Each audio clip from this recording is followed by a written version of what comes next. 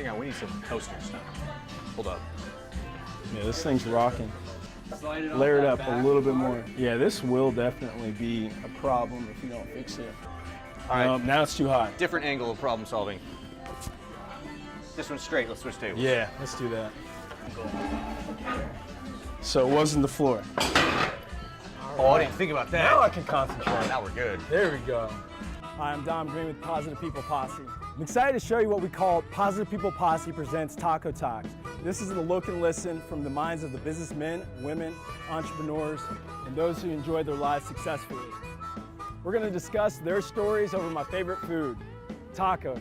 Bottom line, if you don't like tacos, I don't trust you. I believe that tacos bring us all together.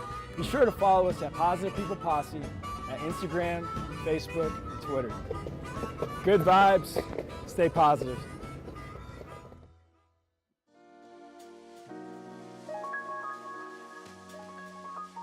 Community driven by Mazuma Credit Union, it's Positive People Posse presents TacoTalks.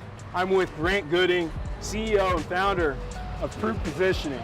Are you ready to talk about it? Yeah, show me the tacos. It's Positive People Posse. Grant, I appreciate you being here. Yeah, man, so tell me about your taco flow. Do you love tacos? I mean, what's one of your favorite? I think we have similar taco ethoses. Okay, commonality. If you don't like tacos, get the hell out. Because I'm not sure I know anybody that doesn't like tacos. Dude, I really don't trust people who don't like tacos. That's what it comes down to. Like, seriously, like, we cannot relate. You don't like tacos. I mean, you're working on something. For sure. So what kind of tacos do you like? I kind of, one of my rules when I go anywhere to eat is I don't know what I don't know. That's kind of a good rule in life, really. I like just asking the server most times. What should I get? Hey, they eat the food every day. Well, I also have another theory. So if you ask someone like, what do you recommend? It generally will come out better because they're like emotionally involved in the process now. Because then if it's not good, it's kind of like on them. So they make sure it's like expoed well, right? For sure. It's like if it wasn't great, then that's your fault. Look, I don't know if that's true, but it's a theory. Jamie. All right. Jenny, I'm sorry. All right, Jenny. Can you just please tell me what you recommend? Whatever else you recommend. Boom. Oh yeah, let's do that. Yeah? Yeah, whatever 3 meats. Sold you think and I should gold. get. Okay. You like Detroit? Yeah, I don't know. I'll take it. It's intestines is really good. It's what? Intestines? Like cow or? Yeah. I'm in. Wow. Okay, you know what? Throw that in there for me too. Okay, so you want to do a taco That's- platter too? Yeah, might as well. I mean, it seems kind of odd to me, but I'm down. You'll love it. Okay, You'll love it. all right. All right. This is gonna be a first right here. Good energy, man. See what just happened? I can feel it. It's magnetic. See, you'd never do that. Exactly. Ever, if you didn't have the subject matter expert. Well, on top of that, I can't read Spanish. That's something I'm going to try to work on a little bit. So tell me a little bit about Proof and how you got started with Proof Positioning. I mean, I worked in mergers and acquisitions as an analyst for a long Okay. time. So my job that's a is sexy career right there. No, it's not. It's horrible. No, it's a great industry. You get to learn a ton about business, and it's just a tough business. Okay. So one of my jobs, I got accredited as an expert in valuations. So part of my job duty was to create a valuation of an organization that was being prepared to sell. And so sometimes you have to testify in court about that type of thing.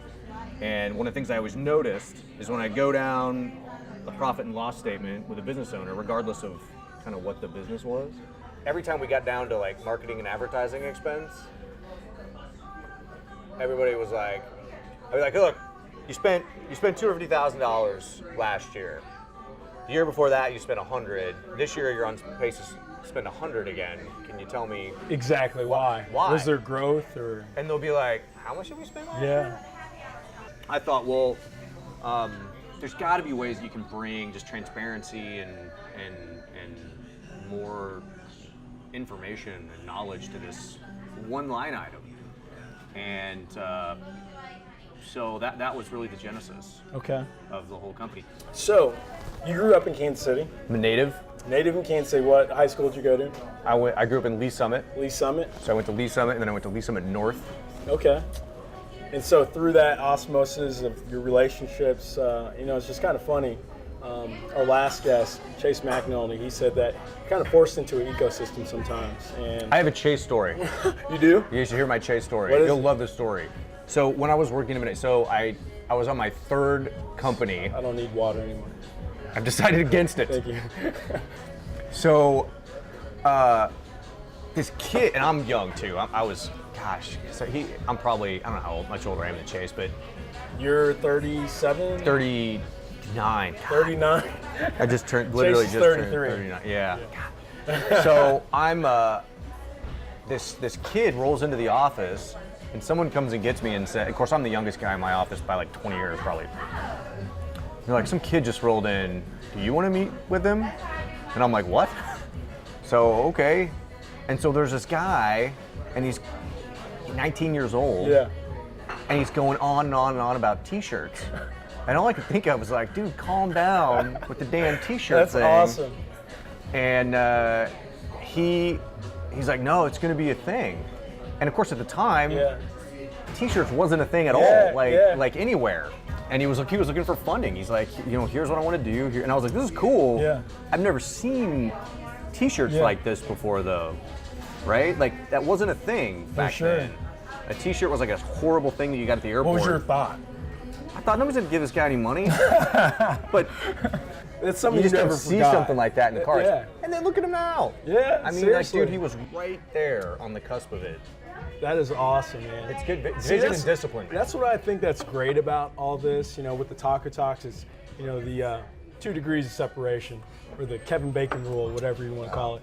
And, the fact that you know who Chase is, you actually have this awesome story, when you actually remembered that. And, I think there's a lot of things that go on in life, but when you can kind of see greatness, and you remember, something about an individual that also says something about you.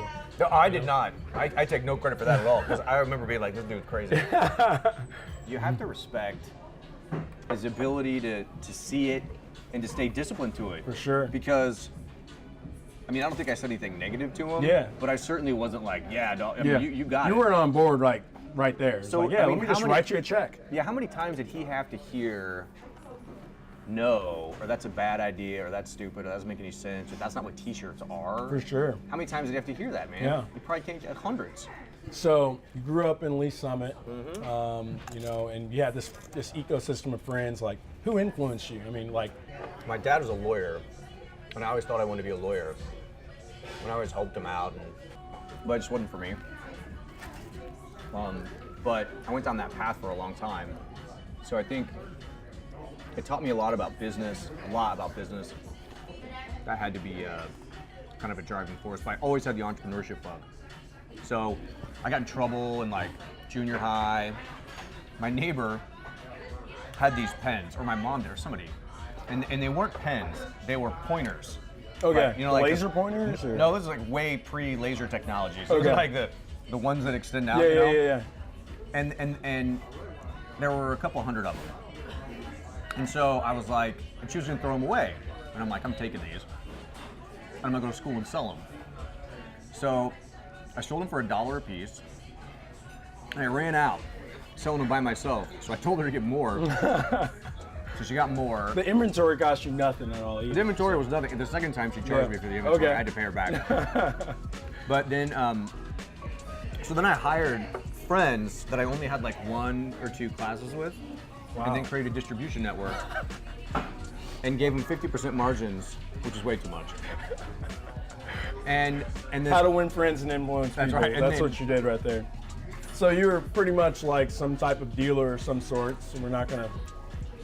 I'm not going to comment on that.